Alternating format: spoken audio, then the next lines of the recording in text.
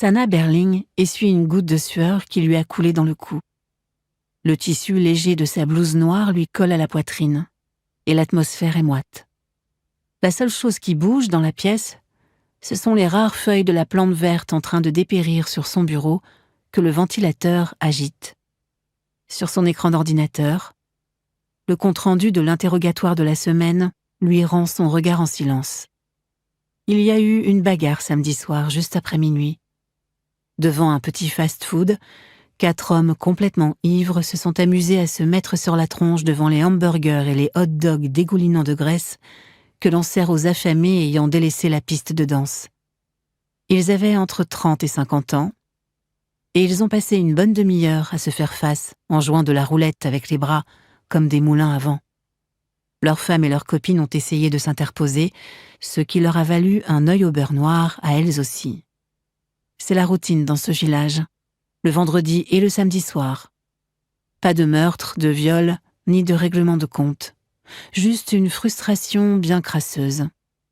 Sanna entendait pas, bientôt suivie par une odeur d'anchois et de tabac à chiquer.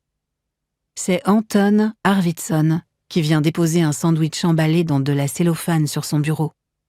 Il essuie les quelques miettes de pain tombées sur son uniforme du revers de la main, tout en réduisant en boule le sac plastique qu'il a rapporté du café du coin. « Tu ne devrais pas commencer à ranger tes affaires si tu veux arriver à l'heure ?» lui demande-t-il.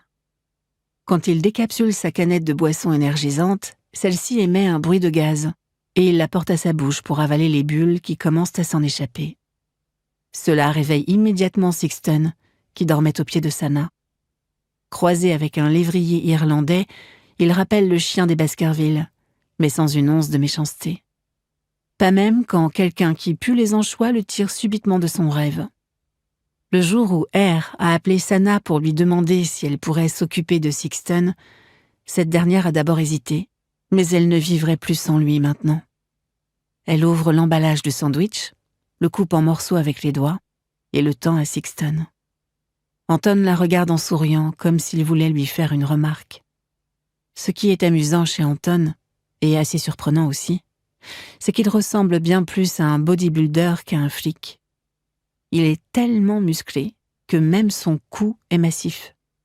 Ses yeux luisent de malice et son visage rougeaud et incroyablement doux se fend d'un sourire.